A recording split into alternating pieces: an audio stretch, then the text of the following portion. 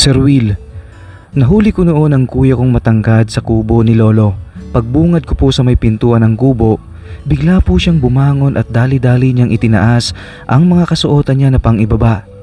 Patawarin niyo po ako kung magmumukha akong tanga sa kwento na ito sapagkat first timer po ako nung mga panahon na ito at wala po talaga akong alam tungkol sa pagpapaligaya ng sarili.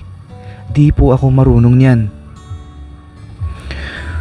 Kumunot ang noo ko at nagulat ako nung maabutan ko po noon si kuya. Si kuya ko rin po ay gulat na gulat at dali-dali po niyang itinaas ang kasuotan niyang pang-ibaba. Sa loob po ng kubo ni Lolo ito. Nasa may pintuan po ako noon. Nang kubo, bitbit ko ang sako at itak nang maabutan ko po siya. Sabi ko, "Kuya, hala ka. Ano po ginagawa mo? Papagalitan po kayo ni Mama. Bakit po namumula ang muka at pisngi ninyo? Ano pong ginagawa ninyo dito? Bakit po inuunat ninyo kanina ang mga paa ninyo?" At sumagot po si Kuya Richard, "Sir Will, walang iya ka. Bakit bigla-bigla ka nalang lumilitaw dito ha? Panira ka?" Subalit kaagad po akong tumalikod, Sir Will. Nahiya po ako sa kanya. Napahiya po ako. Bukod po doon, may nakita po akong nakaguhit doon sa may short niya. Yung itinago po niya. Hindi po niya naitago ng maayos, Sir Will. At napansin ko po iyon. At may bahagi pa pong nakalitaw pa. Parang ulo po ng langaw na kulay violet na parang may timpo.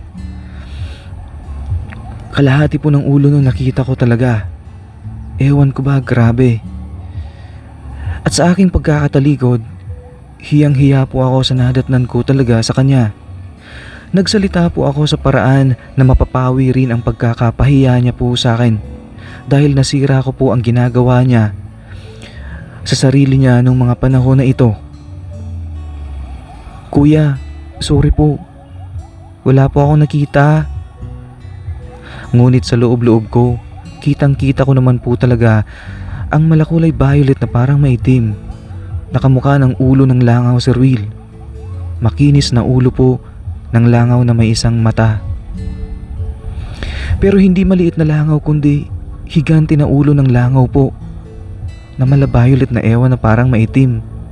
Bakit pa po kasi ako inutusan ni Lolo Marcial nung mga panahon na ito na magdala ng itak at sako dito sa kubo niya sa gitna ng niyogan? Kung alam ko lang po talaga na may ginagawa po si kuya na pampribado lang at pang sarili niya, hindi na sana po ako tumuloy dito dahil respeto ko na rin po sa kanya. Kasi suplado po talaga sa akin yan si Kuya Richard ko na yan.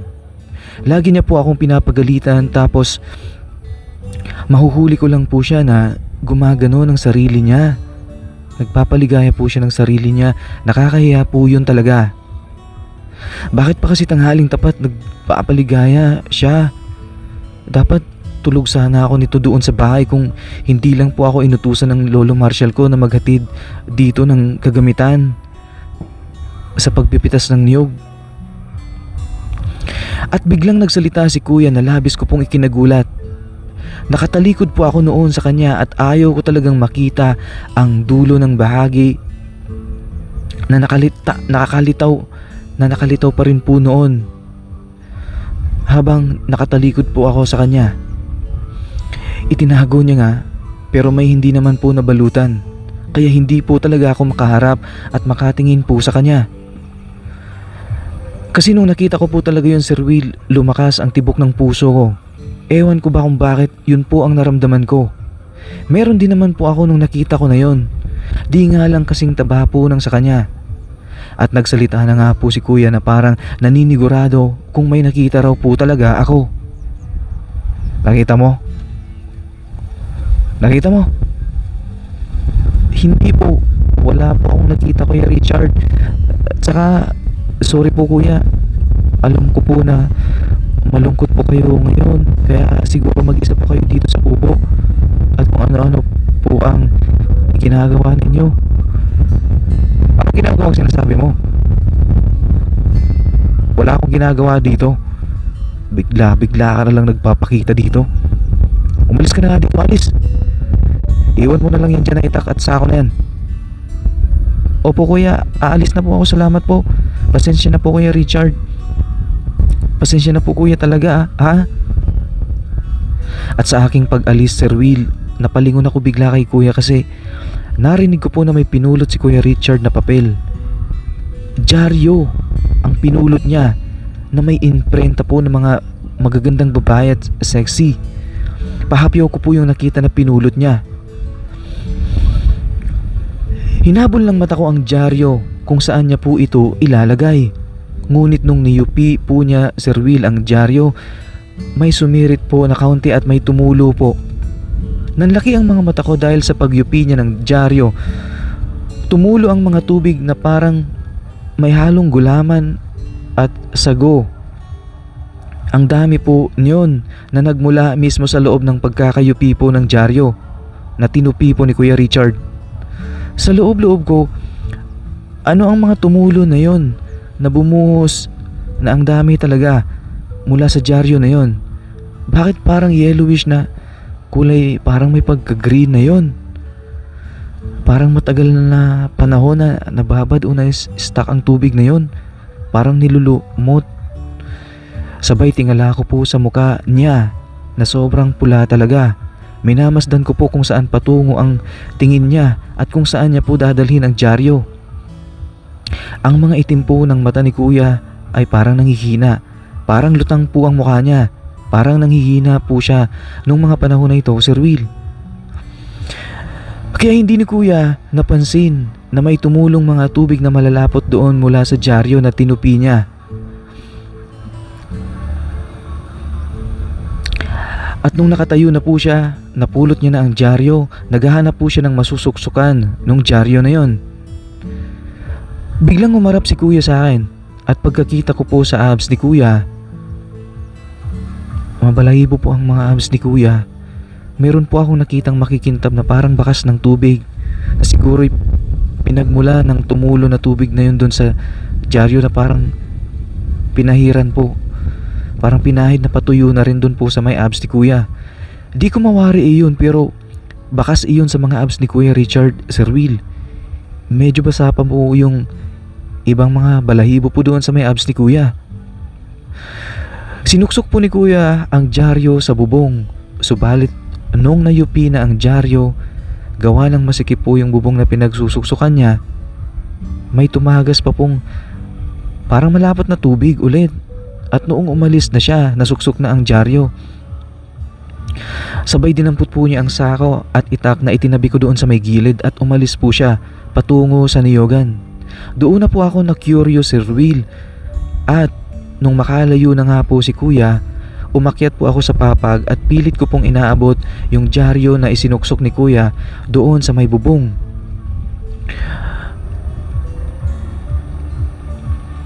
At nung makuha ko na po ang dyaryo, Sir Will, yung mga tumagas po sa sahig na malalapot na tubig, walang hiya, naapakan ko po yun dahil nagkalat po talaga ang mga tumulo doon. Diring-diri po ako noon. Ang dami po talaga na ewan, madulas, na parang malapot doon. Saan ba nagaling ang mga yun? Nandiri po talaga ako kasi first time ko po makakita ng mga yun. Dahil dumidikit po talaga sa sahig at sa paa ko. At nung hinawi ko po ng kamay ko ang ilalim ng talampakan ko, nabasa po ang kamay ko at dumikit po ang palad ko sa may talampakan ko. Inabuhin ko bigla ang kamay ko dahil curious po ako sa amoy yun. Walang hiya, sobrang langsa po ng amoy. At kaagad ko pong ipinagpag ang kamay ko at ipinahid ko po ang palad ko sa kung saan-saan sa dingding. Malasagos-sagong tubig na yon na kumapit po talaga noon sa paa ko. Hanggang sa kinuha ko yung dyaryo na isinuksok ni kuya at pagkakuha ko binuksan ko po yun dahil curious talaga ako kung bakit ang daming nagmumula doon na tubig na malapot. At tama po ako. Halos madurog na po ang dyaryo at magkapunit-punit na sa pagkakadikit-dikit ng bawat pahina dahil sa tubig na yon. Tinupi ko po tinupi ko ulit po ito at isinukso ko po doon sa bubong. Dito na po ako nasiritan sa may mata. Parang may tumalsik po sa mata ko kasi pilit ko pong isinusuksok yung dyaryo at may tumulo po na kaunti sa mata ko. Napapakit po ako bigla ang kaliwang mata ko dahil mahapdi po sa mata. Sobrang hapdi po talaga. Dali-dali po akong nagpunta sa kusina ng kubo at naghilamos ako. Agad dahil masarat sa mata, Sir Will, at pagmulat ko ng mata ko, pagkahilamos ko, nakita ko si Kuya na nagpipitas ng niyog sa di kalayuan. Batak po ang likod ni Kuya. Ang gwapo pa rin po niya talaga, Sir Will. Hanggang sa lumipas ang 7 araw na hindi ako dumalaw kay Kuya sa kubo mula po noon. Mula nung maabutan ko siya. Hindi rin po siya umuwi sa bahay namin, Sir Will, ni Lolo. Doon po sa bayan. Nanatili po siyang sa bundok. At sa 8 araw po, inutusan ako ni Lolo na dalhin ulit ang mga bagong kumot at kulambo kay Kuya. Dito na po ako nag-alinlangan. Nasundin pa ang utos ni Lolo sapagkat paulit-ulit ko pong naaalala yung nakita ko po kay Kuya nung naabutan ko po siya. Alanganin na rin po kasi nung mag-utos nito si Lolo. 9:00 na po ng gabi iyon at sigurado ako na nakahiga na po si Kuya noon at patulog na yon. Nagpapahinga na. Di po ako nagkamali, Sir Will. Pagdating ko po sa kubo, nadatnan ko po si Kuya na nakahiga na at ang suot niya ay jogging pants po na ubod po ng nipis. Pero hindi naman po siya lalamukin. Kahit wala po siyang suot noon na damit pang itaas dahil naka-jogging pants naman po siya. Yun nga lang manipis po yung jogging pants. Na halos parang transparent na po iyon. Ewan ko ba kung anong jogging pants po iyon, pero parang yari po iyon sa seda na parang naaaninag noon na po ang tela nun. At yun na nga po, may isang kapansin-pansin po talaga habang tulog po noon si Kuya. Yung nakita ko pong itinago niya noon, 7 araw na pong nakakalipas, ay nakita ko na naman po at umaagaw po ng aking paningin. Ang lakas po ng hilik ni Kuya. Pagod na pagod po ata siya buong maghapon noon. Umupo po ako sa tabi niya upang ilagay ang kumot. Subalit napaatras din ako bigla dahil nakita ko po. Gumalaw-galaw po ang bagay na nakita ko 7 araw na ang nakakalipas. Ang itinago niyang nung madatnan ko siya. Gumalaw-galaw po iyon. Yung paggalaw po niya ay pataas at pababa po ulit. Hanggang sa ilang minuto pa lang ang nakakalipas, Sir Will. Unti-unti na po siyang nagbago ng itsura. Mula po sa itsura niyang maliit ay naging malaki na po siya. May katawan na po yung ulo ng langaw. Yung katawan po ng langaw, umusad na po siya at parang nag-evolve. Parang tumaba po siya. Yung langaw na yun. Yung katawan po ng ulo ng langaw. At yung ulo naman po ng langaw na yun, parang namaga po siya. At lalo po siyang, ewan ko po talaga.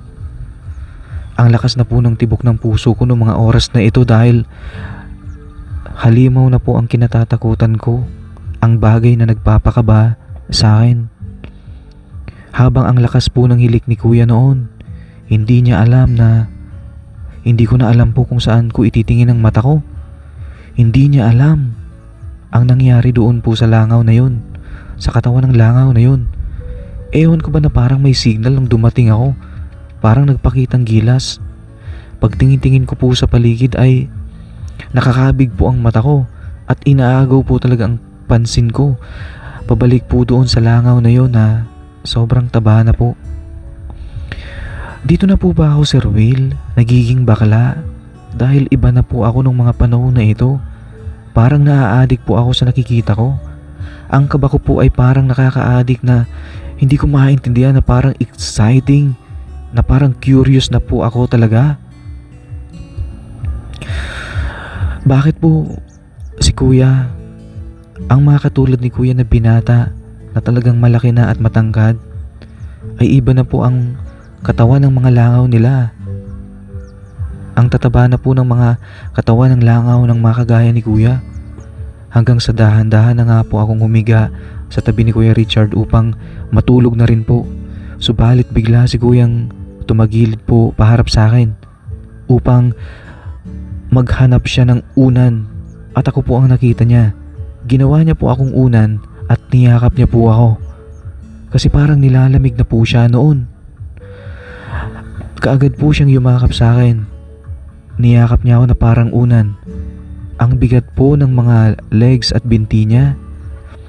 At yung katawan ng langaw, Sir Will, na nakita ko noon. Sa pagtama po nun sa akin, parang bato na po yun. At napakamaligamgam po ng katawan ng langaw na yun. Walang hiya. Hanggang sa naramdaman ko na huminga po ang langaw, parang pumintig po siya ang puso niya. Nakadikit po siya sa ibabaw ng palad ko noon.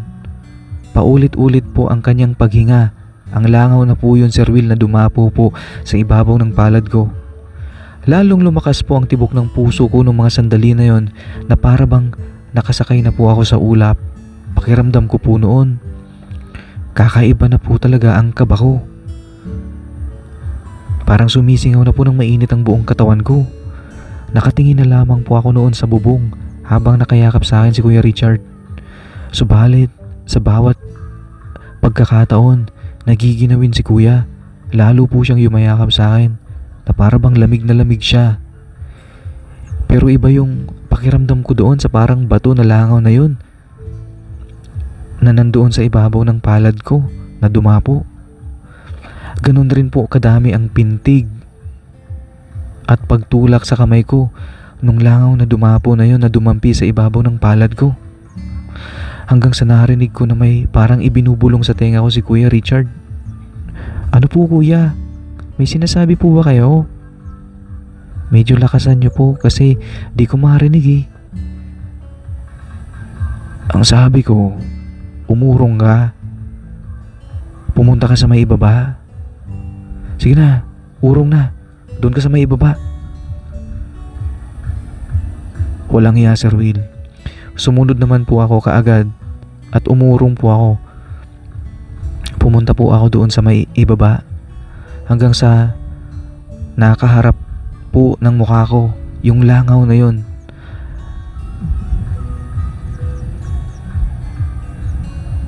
Naitapat po yung langaw sa may mukha ko. Walang hiyang langaw na yun. Napakalusog po ng langaw na yun at napakataba po. Hanggang sa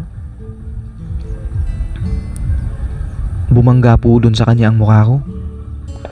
Sa loob-loob ko, ano naman gagawin ko sa'yo? Ilang segundo pa, wala na po, Sir Will.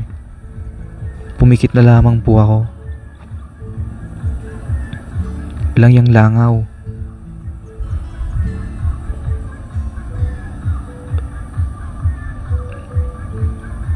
Bigla na lamang po ako, Sir Will, napakain ng langaw. Yun po ang pinakaunang beses na may pumasok po na langaw sa bibig ko. Naapaubo na lamang po ako, Sir Will, nung mga oras na yun at wala na po. Nakatanggap po ako ng isang, ewan ko ba, gutom na langaw o gutom si Kuya. Siya ata ang uhaw eh. Wala po akong kaalam-alam na nagmumukbang na pala ako ng isang napakalusog na langaw, Sir Will. Isang inihaw na langaw na maitim. Amoy medyo pawis. Parang amoy pawis yung langaw na yun. Pero kahit ganun po, tanggap ko kung ano man ang amoy ng langaw na yun, dahil alam ko naman po na pagod maghapon si Kuya Richard sa niyugan. Wala po siyang katulong dito palagi sa niyugan. Di na po ako makakibunoon, Sir Will, hanggang sa makalipas ang 10 minuto. Nung malapit na pong matapos si Kuya Richard, napaubo po ako ng malakas. Kasi po, para po akong nakainom noon. Para po akong nakainom ng maraming tubig. Yung nakita ko pong mula kagaya ng tubig sa dyaryo, yung mga tubig na nahulog sa sahig na kawayan. Para po ako nung nakainom ng napakaraming tubig. Yun ko ba? Sabi ni Kuya Richard noon, tapos na raw po siya. Tumakbo po ako noon patungo doon sa may kusina sa lababo. At yun na nga po, kaagad po akong napaubo doon sa may lababo. At ang nasuka na lamang po ako doon kasi yung nainom ko po na tubig, ang langsa po talaga noon. Nagmumug po ako doon sa lababo.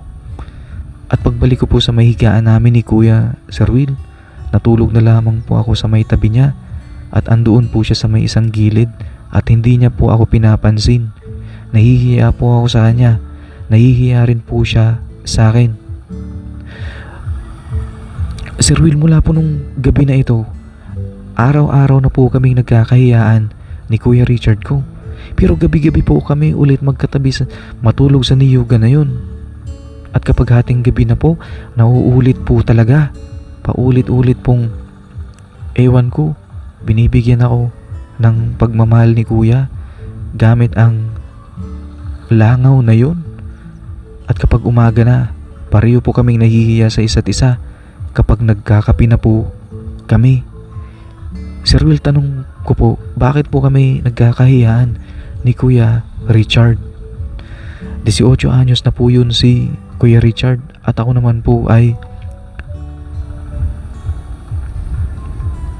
paalam na po, Sir Will.